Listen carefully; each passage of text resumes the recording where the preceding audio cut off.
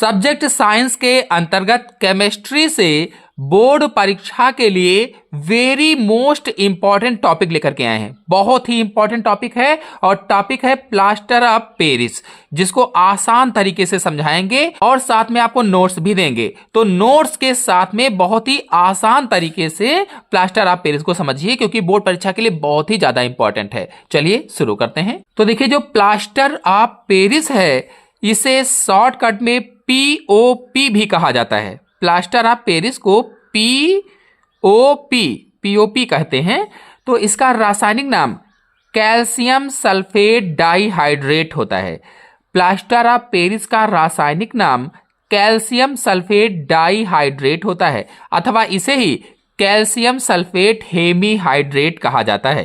Calcium sulphate hemihydrate रासायनिक नाम में।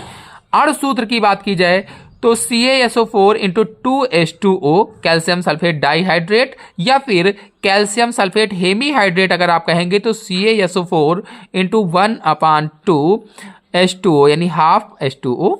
अब इसके बनाने की विधि क्या होगी, तो जिप्सम जो होता है, जिप्सम को 120 से 130 डिग्री तक गर्म करने पर प्लास्टर ऑफ पेरिस बनता है। जो जिप्सम है अगर उसे 120 से 130 डिग्री तक गर्म करें तो प्लास्टर ऑफ पेरिस का निर्माण हो जाता है। कहने का मतलब यह है कि ये जो जिप्सम होता है, जिप्सम का सूत्र है CaSO4 × 2H2O, और इस पदार्थ को, इस तत्व को अगर 120 डिग्री तक गर्म करते हैं तो प्लास्टर ऑफ पेरिस बन जाता है। देखिए यहाँ पर ये जो जिप्सम था, इस जिप्सम को 120 से 130 डिग्री तक गर्म किया गया है, जिससे प्लास्टर ऑफ पेरिस का निर्माण हो गया है। ये प्लास्टर ऑफ पेरिस बन गया है। और इस क्रिया में जो जिप्सम है, जिप्सम में उपस्थित क्रिस्टलन का जल का 3/4 भाग पृथक भी हो जाता है। चलिए इसके गुणों को देख लेते हैं। तो गुण में पहला है, यह सफेद रंग का चूर्ण है। कैसा होता है? सफेद रंग का चूर्ण होता है, मतलब ये सफेद रंग का जल में अल्प विलेय चूर्ण होता है। जो प्लास्टर ऑफ पेरिस है, पीओपी है, ये सफेद रंग का जल में अल्प विलेय चूर्ण होता है। और फिर दूसरा है, प्लास्टर ऑफ पेरिस जल के साथ क्रिया करके जिप्सम बनाता है। अगर इसको जल के साथ क्रिया करवाई जाएगी तो जिप्सम का निर्माण हो जाता है। मतलब अगर प्लास्टर ऑफ पेरिस की जल के साथ क्रिया कराई जाए तो जल के साथ क्रिया कराने पर जिप्सम बनता है। और इस क्रिया में क्या होता है, ऊष्मा उत्पन्न होती है। इस क्रिया में ऊष्मा उत्पन्न होती है और यह जम जाता है। यानी जब जल के साथ क्रिया कराते हैं तो इस क्रिया में ऊष्मा उत्पन्न होती है और यह जम जाता है। इस क्रिया को प्लास्टर ऑफ पेरिस का जमना कहा जाता है। जब भी प्लास्टर ऑफ पेरिस को जल के साथ क्रिया कराई जाती है तो जिप्सम बनता है और इस क्रिया में ऊष्मा उत्पन्न होती है, गर्मी उत्पन्न होती है। ऊष्मा के कारण यह जम जाता है। इस क्रिया को क्या कहा जाता है? प्लास्टर ऑफ पेरिस का जमना कहा जाता है। अब तीसरा है, ऊष्मा के प्रभाव से कैल्शियम सल्फेट बनता है। और बनेगा क्या? तो कैल्शियम सल्फेट का निर्माण होगा।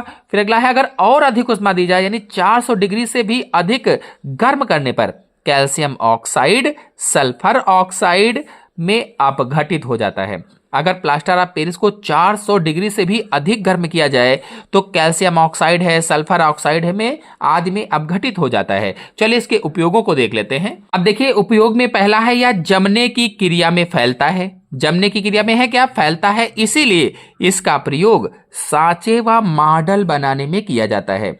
यानी सांचे और मॉडल बनाने में इसका प्रयोग करते हैं। फिर अगला है, टूटी हड्डियों को जोड़ने में इसका प्रयोग किया जाता है। यानी प्लास्टर चढ़ाने में इसका प्रयोग करते हैं। कुल मिलाकर के जो शल्य क्रिया होती है, जो ऑपरेशन होता है, ऑपरेशन में जब प्लास्टर वगैरह चढ़ाते हैं, या कह लीजिए कि जो अस्पताल होते हैं, अस्पतालों में हड्डी जब टूट जाती है तो हड्डियों को जोड़ने के लिए प्लास्टर चढ़ाया जाता है।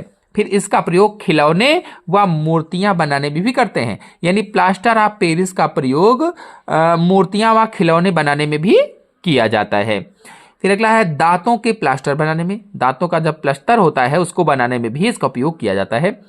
आग निरोधक पदार्थ बनाने में, यानी जो अग्नि को बुझाने में, आग को बुझाने वाले यंत्र होते हैं उनको बनाने में भी इसका प्रयोग किया जाता है। फिर अगला है, चौक बनाने में भी इसका प्रयोग करते हैं। चौक भी इससे बनाई जाती है।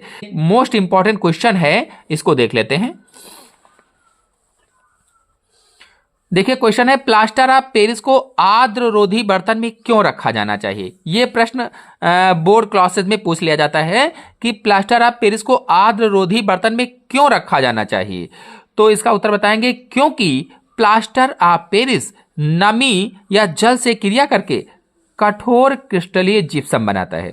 यानी प्लास्टर ऑफ पेरिस को आर्द्ररोधी बर्तन में इसलिए रखना चाहिए क्योंकि प्लास्टर ऑफ पेरिस नमी या जल से क्रिया करके कठोर क्रिस्टलीय ठोस जिप्सम बनाता है। देखिए यहां पर रिएक्शन के रूप में दिखाया गया है कि ये प्लास्टर ऑफ पेरिस है और इसने नमी या जल से क्रिया कर लिया है। नमी या जल से क्रिया करने के बाद में इसने कठोर क्रिस्टलीय जिप्सम बनाया हुआ है, कठोर क्रिस्टलीय जिप्सम का निर्माण किया हुआ है। तो देखिए अब नोट्स के लिए आप यहां से और गुण तक शॉर्ट ले लीजिए और इसके बाद आगे अभी और दिखाते हैं, वहां तक शॉर्ट ले लीजिएगा। गुण तक शॉर्ट, ये लास्ट वाला जो पार्ट है इसका शॉर्ट ले लीजिए। तो आशा है आपको पूरा वीडियो अच्छी तरह समझ में आया होगा। समझ में आया हो तो लाइक कीजिए, अपने सभी दोस्तों में शेयर कीजिए। चैनल पर पहली बार आए हैं तो चैनल को सब्सक्राइब भी कर लीजिए। धन्यवाद।